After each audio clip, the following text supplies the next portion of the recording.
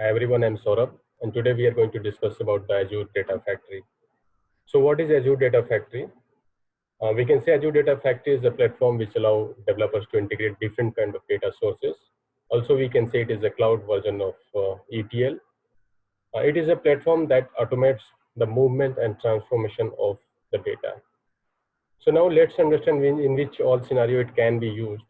So for example, if requirement is to move data from on-premises to cloud, or we have to move data within the cloud, and sometimes if requirement is like we have to publish transform data to DB such as Azure SQL Data Warehouse for business intelligence.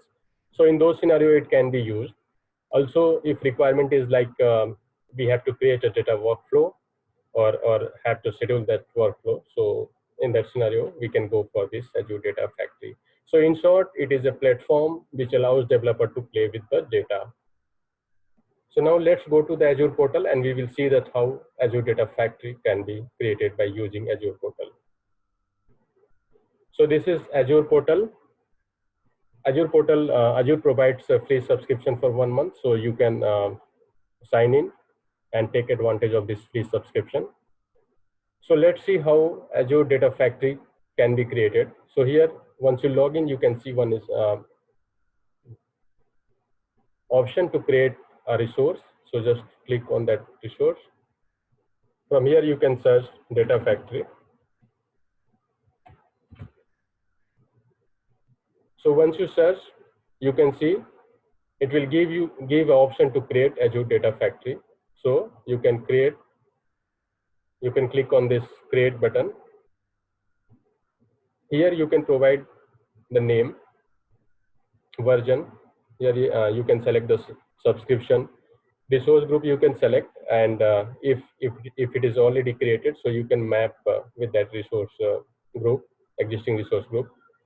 From here you can select the location, and if you want to enable Git, then you can enable, otherwise you can disable it. So once you click on this create button, Azure Data Factory will be created. So see, in my case, I have already created. So its name is Demo AD May, and its type is Data Factory. So this was all about how to create Azure Data Factory on the cloud. Now let's see what are the key components for this Azure Data Factory.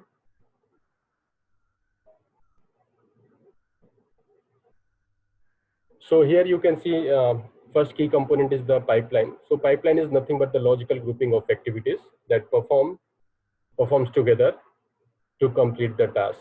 So here you can create set of activities. Linked service is nothing but the connection object. So for example, if you have to connect any Azure component, for example, if you have to fetch data from any source, so you will have to create a connection object. Third high level component is activity. So activity represent a processing step in a pipeline, and Azure has like inbuilt activities. So once we will go to the portal, we will see what all activities it supports. Then we can see a trigger. Trigger is nothing but like you can set time when pipeline needs to be triggered. So now come to the Azure portal and see how this component looks like on the portal. So as we saw that how it can be created, how Azure Data Factory can be created. So now if you have to create any pipeline in the Azure Data Factory, so just click on that. And once you come on this screen, you will be getting a link that is author and monitor. So just click on that link. Once you will be clicking on this link, you will be getting this page. Here you can see there is an option to create a pipeline, and other options are also there. So just try to create a pipeline. Once I click on this create pipeline, see here pipeline is created, default pipeline is created, that is pipeline 2. As we discussed about the activities, so these are the activities, and from here you can select any activity. You can also create or set multiple activities within that pipeline. So for example, if scenario is like that, if you have to move data from on-premises to cloud, So we can select the copy data activity. So as we have to copy data from on premises, so that will be source. If you have to store it on cloud, so that will be destination. So we have to create a linked service. So those can be created from here. You can create source source link services. You can link it with the source. Then we can once it is done, then second thing is the destination. That thing also you can do it here from here. You can set the destination. Once source and destination link services is created, you can map the data, and once it's ready, finally you can publish and you can trigger this pipeline.